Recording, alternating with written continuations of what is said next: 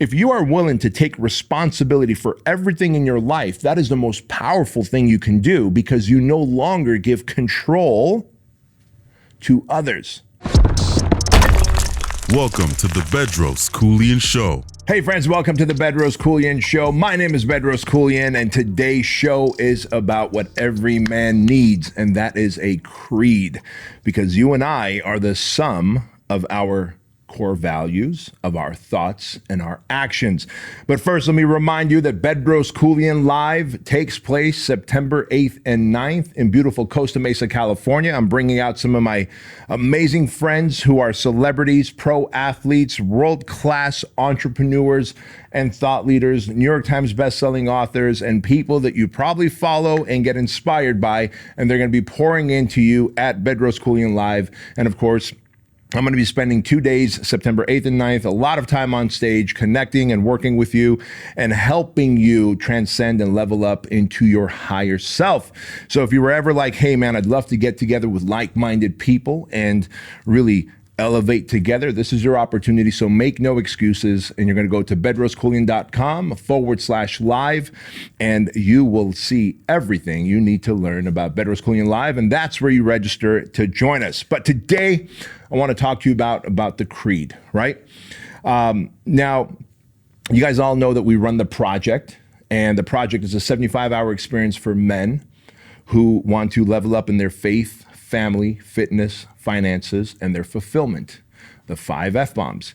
And at the project, and when we developed the project 4 years ago now, we realized that we needed a creed. And a creed is like a man's core values, right? Like when you have a creed, everything you think about and do is filtered through that creed. And so my creed, for example, goes like this.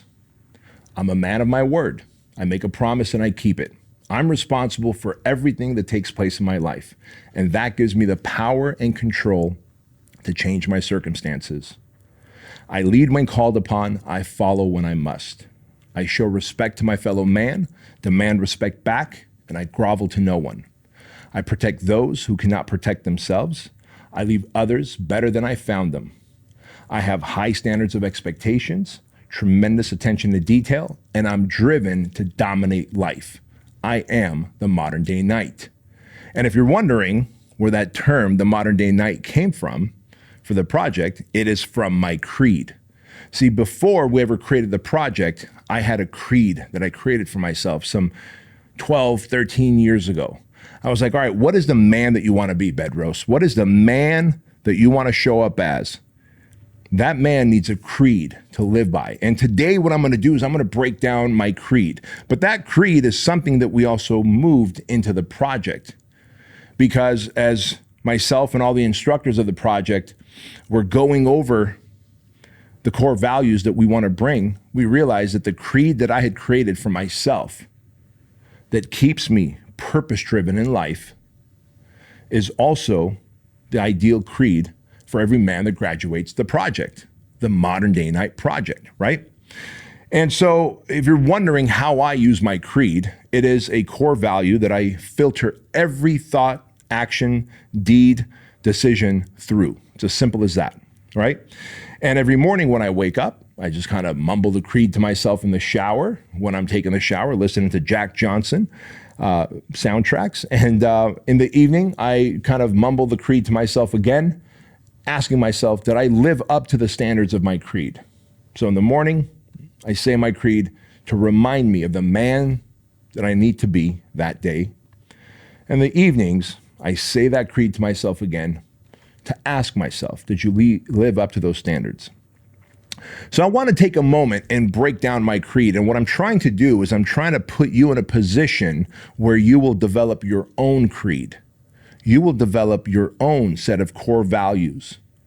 You will develop your own set of characters, your own non-negotiables, things that you will not compromise against, right? So I'm going to break down my creed and what it means to me and to the men that have graduated the project. Hey, what's happening, guys? I'm going to interrupt the Bedros Keuilian Show for a public service announcement. I want you to remember September 8th and 9th, we're having Bedros Keuilian live in Costa Mesa, California, and I want you guys to come out and join me. You're not only going to join me, you're going to join about 15 of my dearest friends from many different walks of life, top performing entrepreneurs, world-class athletes, thought leaders, New York Times bestselling authors, and of course, some of the biggest influencers on the planet who are going to help you level up in money, mindset, meaning, and self-mastery. That is what the Bedros Keuilian Live show is about. It's a 2-day in-person experience in Costa Mesa, California, guys.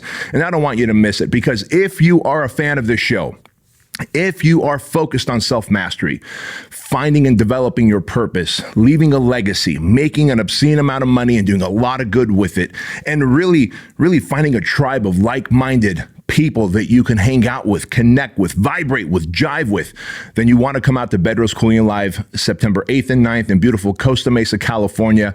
In the description box is a link, or you just go to bedroskeuilian.com/live and you can get your tickets before it sells out. So that first sentence, I'm a man of my word. I make a promise and I keep it. Well, I think that's pretty self-explanatory, in that I believe a man is only as good as his word. Like, your reputation is something that you need to build over a decade or two, right? And I think it's Warren Buffett who said that it takes 20 years to build your reputation, and it'll take 20 seconds to ruin it with a bad decision or a emotional outburst or a drunken outburst or something you might post that's stupid on social media that makes you look like a dumb shit because you were not of the sound mind and sound attitude, right? So if I'm a man of my word and I make a promise and I keep it, that means I commit to the things and to the people that I've committed to. But beyond that, I keep my promises to myself as well. Remember, your reputation is not just what others perceive of you. Your reputation with yourself is also known as your confidence. So if you break your promises to yourself, for example, if you set the snooze or the alarm on your phone to wake up at a certain time, say 5 a.m. or 6 a.m., and then you hit that snooze button, you just broke a promise to yourself. You promised the night before that you were going to wake up at a certain time, and then lo and behold, you hit the snooze button and you broke your promise to yourself. First thing in the morning, you got an L, right? You got an L. And you don't want L's. You want to stack W's. You want to stack wins. And I'm here to tell you that when you have a creed, and your creed says, I'm a man of my word and I make a promise and I keep it, you end up becoming a promise keeper. Otherwise, you become a hypocrite and a piece of shit, right? The next line says, I'm responsible for everything in my life, and that gives me the power and control to change my circumstances. Think of that mindset. How many people truly take responsibility for everything in their life? You know, on my previous show, the Empire podcast, if you go back and you watch the episode with Quest Bar co-founder, Quest Nutrition co-founder, Tom Bilyeu, a good friend of mine, I asked Tom, I said, tell me what responsibility means to you. He said, well, I take personal responsibility for everything. He says, if my wife, Lisa, was on a cruise in the Mediterranean Sea and a meteor hit her cruise ship and it blew up and she died, that is my fault. And I was like, Tom, tell me more. He says, well, as her husband and as someone who takes personal responsibility for everything in my life, I should have checked if there were going to be any meteor showers in that area of time that Lisa was going to be on a cruise ship in the great Mediterranean Sea. And if so, I should have stopped her from going or had her change her plans to another destination. And that is what taking responsibility is. That is extreme ownership, right? In the words of Jocko Willink in his book, Extreme Ownership. If you are willing to take responsibility for everything in your life, that is the most powerful thing you can do, because you no longer give control to others. Most people are willing to delegate responsibility to others. They want others to have control over their life. And when someone has control over your life, they also have power over your life, don't they? And if someone's got power over your life, that means they can make the decisions for you, and you feel more like like you're drifting through life than deliberately headed towards a specific purpose-driven vision in life. And you don't want that. I don't want that, right? So that line that I'm responsible for everything in my life, and that gives me the power and control to change my circumstances. Look, life is dynamic. There's only one type of person that has a very consistent life. Dead people. Dead people are consistently dead. They don't have a good day. They don't have a bad day. Nothing really hurts on them. They don't have an emotional ups and downs. They're not going to have wins or losses. They're dead. The rest of us, well, life gives us different circumstances. Outside influences might change our circumstances temporarily if you are the type of person that takes extreme responsibility and ownership. Because you realize then, by taking extreme responsibility and ownership over everything that happens to me, I have the power and control to change those circumstances for myself for the better. And that is a really cool thing to do, man, to know that you have such power and control over your life. It is very empowering to know that. Then, of course, the next line is, I lead when I'm called upon, I follow when I must. I like to think I'm a pretty good leader. I like to think that I make some good decisions. But guess what? I've never been in the military. I've never been to war.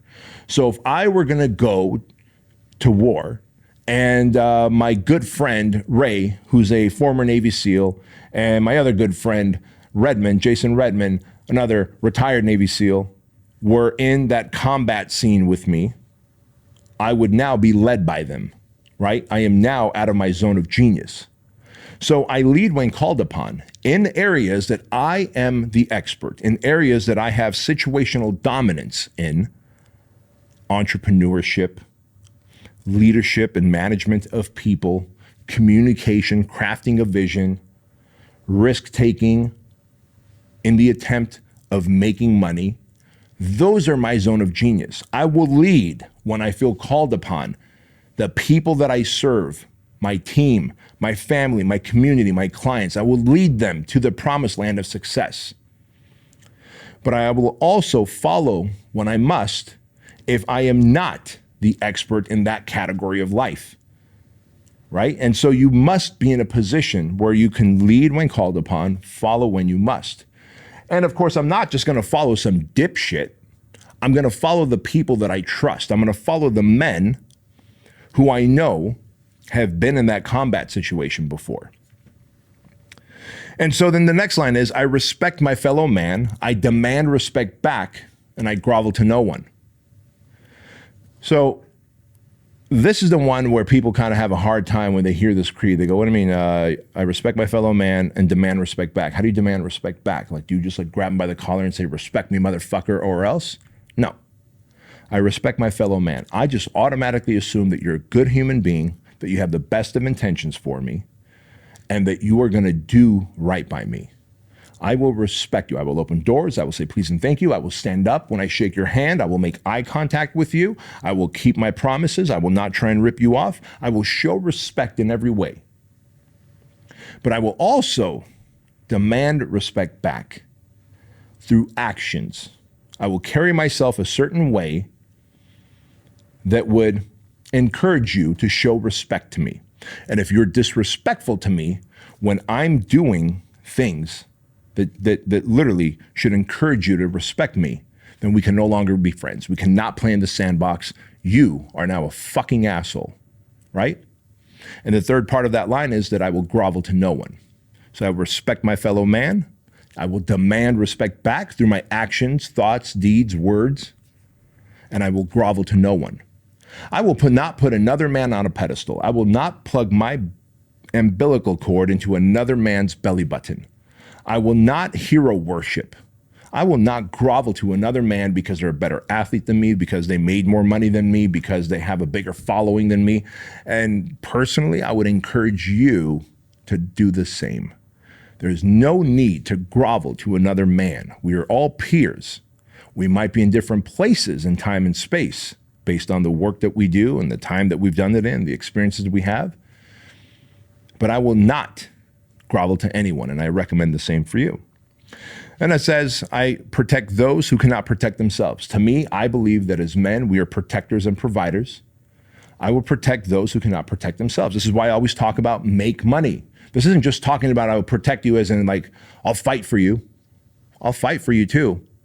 If you didn't start the fight and it's a just fight that I've got to get into for you, I'll do that for you. I got your back.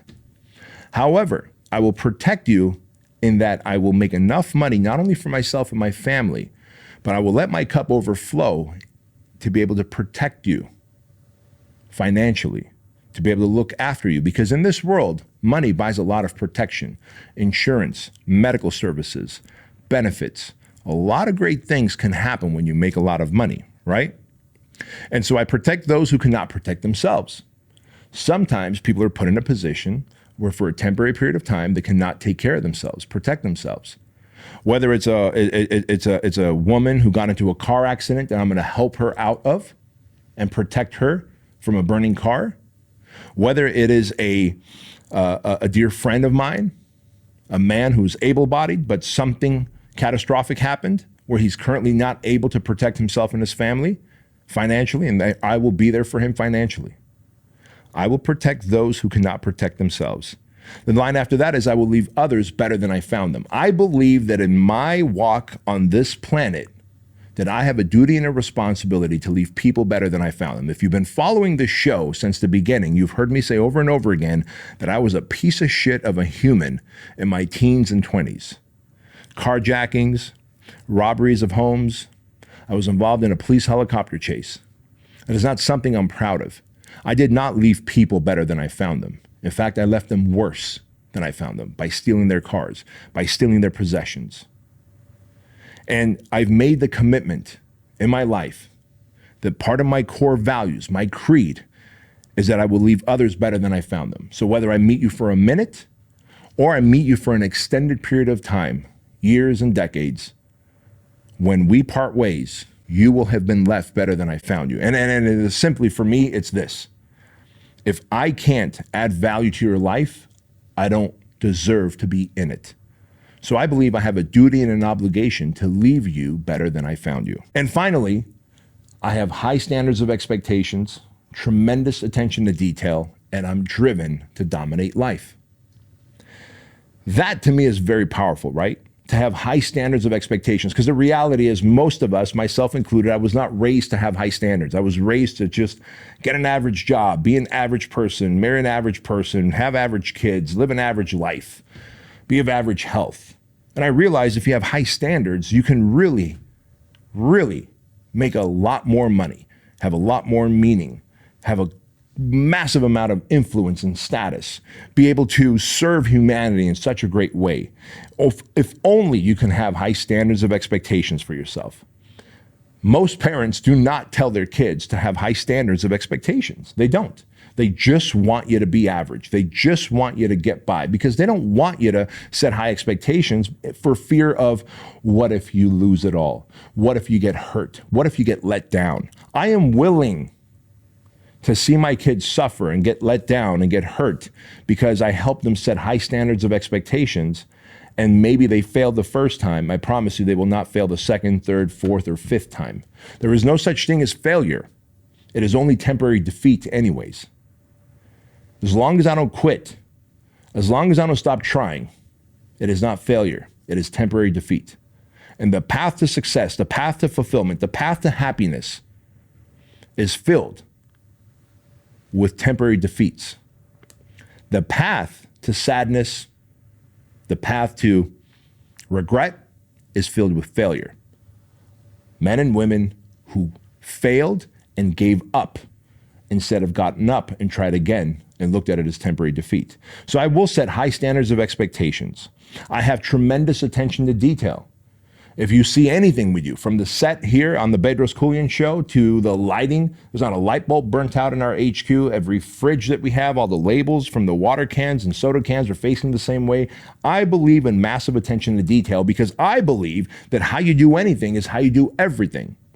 And so if something is out of place, then everything is out of place. So a tremendous attention to detail is mandatory for someone who is trying to live a life of legacy, who is trying to build a life of impact and influence, who wants to be a role model to humanity, to his kids, to his family, so that they can 10x the impact.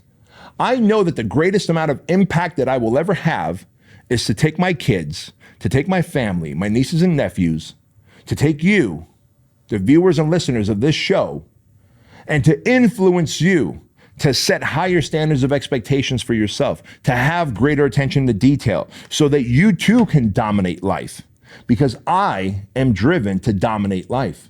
I realize this is my only run at it. This is not a trial run. I am not coming back for a second time. This is it. And that is that last line, that I am driven to dominate life. And of course it ends with, I am the modern day knight, because I want to be a savage and a servant. I want to be chivalrous, but I also want to be dangerous. I want to be loved and respected. And you could achieve all of that when you have your own set of core values. But when you don't, as I've said before, you become a drifter in life. You begin to say yes to the things that you know are against your core values, things that are against your consciousness, things that are against your belief systems, because you feel the peer pressure. There's no peer pressure that can talk me into doing anything that I don't want to.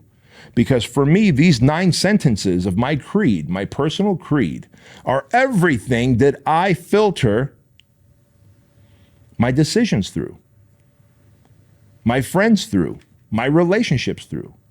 And so if I'm working with someone that is not aligned with me in core values, I will find a way to disconnect from them as quickly as I can if they are not aligned to my core values, because they do not jive with my creed. Why would I be in touch with someone who's shady, who doesn't keep promises, who doesn't leave people better than they found them? That would mean I'm going against my own core values. And so that's what I wanted to share with you here, friends, on this episode of the Bedros Keuilian Show. I believe that every man needs his creed, his core values, his thoughts, his beliefs, his actions that make life non-negotiable for you, so that you can be on the straight line to financial success, marital success, relational success, health success, impact and influence success. And so with that said, I want to remind you that average is the enemy, my friends. Success is your responsibility, and change can take place in an instant when you are ready to flip the switch. We'll see you next time.